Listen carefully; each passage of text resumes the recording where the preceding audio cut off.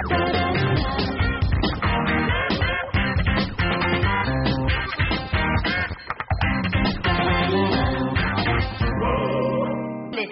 allez, je suis sûre que tu vas répondre positivement à cette question. Est-ce que tu aimes la mode? D'ailleurs, tu as sorti ton t-shirt Paris, oui, très solidaire aujourd'hui.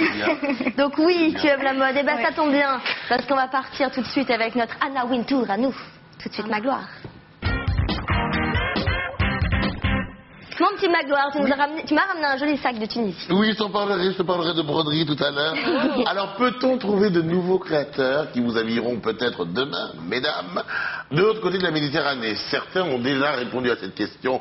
Oui, parce qu'on savait que c'est la James Bond Girl qui était sortie de l'eau avec son maillot de bain absolument sublime, Halle Berry, elle s'habille déjà du côté du Liban, puisqu'elle s'habille chez Elissab. Alors en Tunisie, il y a une Fashion Week, la deuxième Fashion Week, la semaine dernière, et je me suis dit, allons voir ce que ça donne, les créateurs tunisiens. Eh bien, figurez-vous, mesdemoiselles, que j'étais très agréablement surpris, mais attends, on va pas tout livrer maintenant. Alors, regardez les images, c'était plutôt très agréable. Moi, j'étais parti avec des journalistes plutôt sympathiques, on dit que j'allais du côté Sidi Bou Saïd. J'ai mis dans ma valise, eh bien, quelques maillots de bain triple XL, les rideaux de ma maman en guise de paréo, mais on m'a dit non, alors tu n'iras pas à la plage, il faut que tu travailles. Quelques créateurs français étaient invités d'honneur, notamment Fred Sattal, qui est une créatrice française d'immense talent, que l'on néglige un petit peu en France.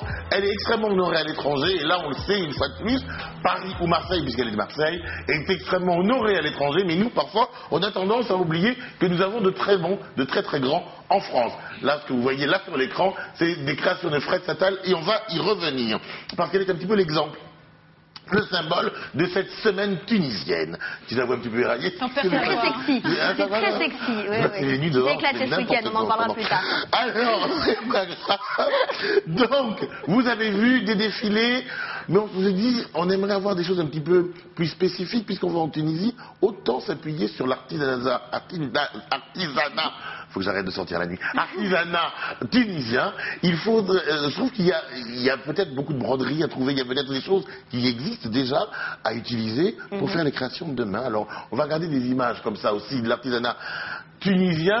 Là, c'est des images de Fred Sattal. Pourquoi Fred Sattal? Parce qu'elle s'appuie sur la broderie, et notamment les broderies de Marseille. C'est elle que vous voyez. Cette fille absolument extraordinaire. Je pense, oui, ben voilà. C'est un de nos meilleurs créateurs. Et donc, elle s'appuie sur les traditions françaises, et c'est très très bien. Et alors, on se dit, ça c'est encore du Fred Sattal, on se dit, ben tiens, si les Tunisiens utilisaient leurs broderies, vous savez, toutes les robes de mariage, les robes de cérémonie, qui sont tellement chatoyantes, rutilantes, etc., si on les mettait au goût du jour, avec des formes modernes, ça pourrait être effectivement sublime. Eh bien, il y a des gens qui le font, effectivement, à retenir, mesdemoiselles, le nom de Farez Cheraït, qui a une marque qui s'appelle Berber, qui est déjà vendue en France. Tara Weslati est aussi à retenir, mais il y a l'incroyable, l'inimaginable Salah Barka. Salah Barka, il est tunisien, très foncé, très beau Salah d'ailleurs.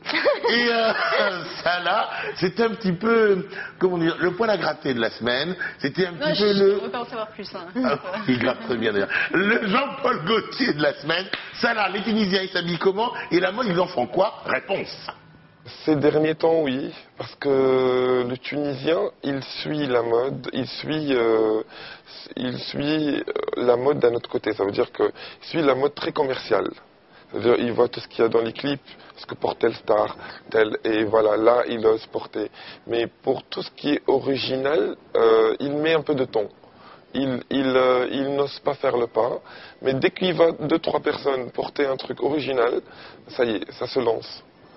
Les Tunisiens ont un petit peu de mal à bien porter des choses un petit peu différentes. C'est dommage parce que ça, lui, a une collection un petit peu étonnante, un petit peu à la Gaultier, c'est-à-dire avec des formes un petit peu... Gaultier, Oui, parce que il est vraiment...